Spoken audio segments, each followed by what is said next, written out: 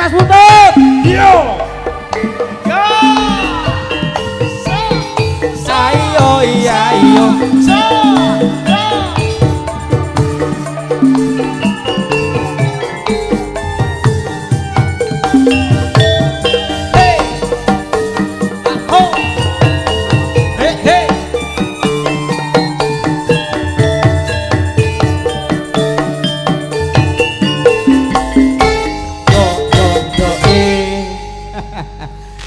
Nek Kang Putut ki sepate ya apa enak.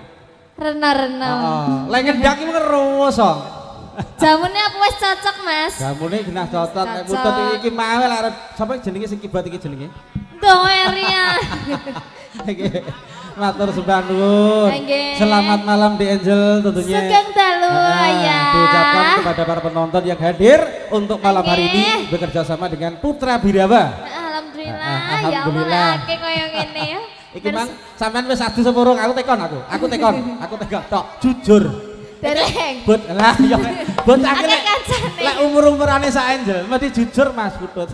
Ki mang ya bot-bote iki mau minangkani pamundhut saking panipun Bapak Wagira. Sing penting parfuman. Senantiasa iki mang saka Kediri ya gak dadi napa. Jane aku mang aku ki mang lek saen-saenan karo Pak Gunawan. Saya tak mulih dhisik to Pak Gunawan rasa mulih kados ning nggon aku. Ya ora kepenak.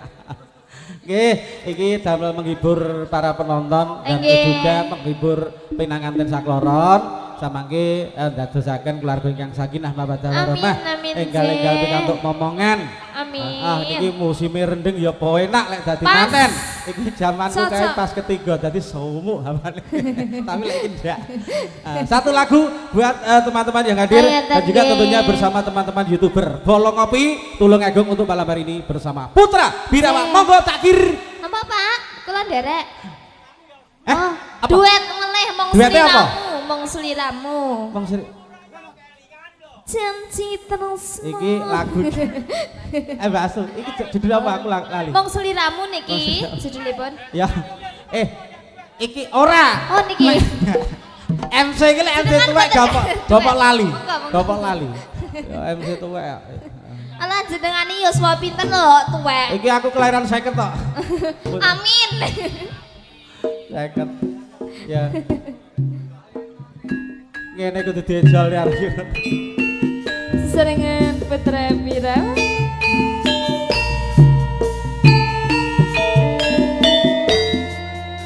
Oh iya.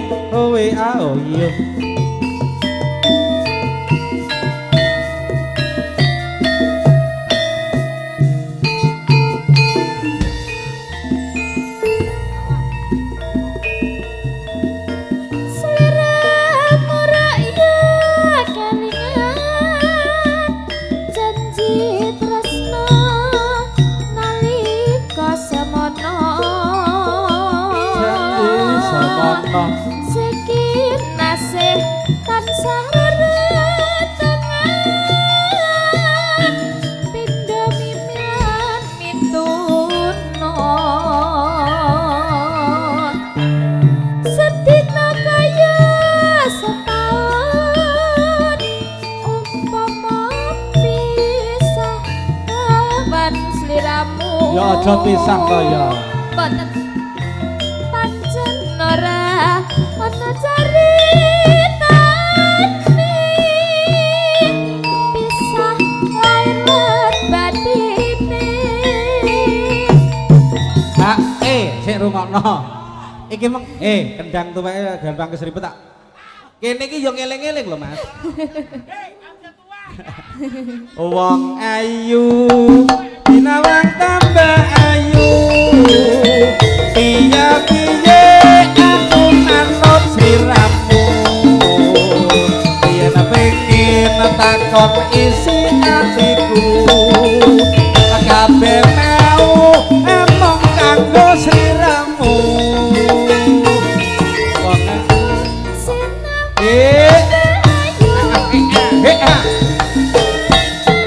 Aku ora bisa turu. Yen nganti lali janji-janjimu. Bisa-bisa awakmu dadi guru. Ho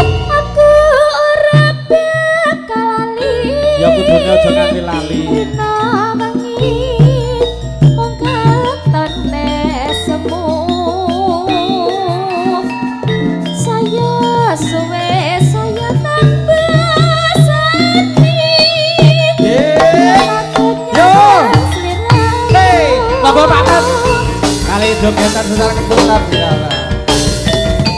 Putra Birawa. Asik, sak jose. Monggo dulur-dulur para rawuh katuran pinara. Samangkin derek jogetan secara putra Birawa dalem menika.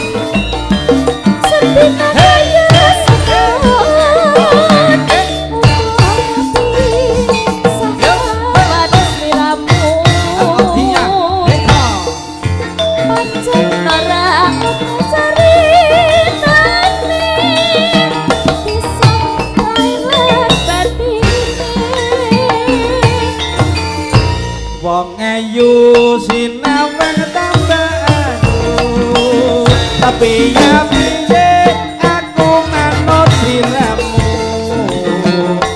Yen pengin takon isi hatiku, kabeh mau namung kanggo sliramu. Wong ayu sinawang tambah ayu, yen kelingan aku ra bisa turu, yen nganti lali janji-janjiku, bisa iso awakku dadi lemu. Aku ora bisa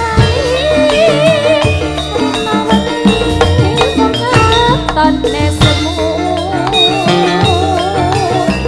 Saya suwe saya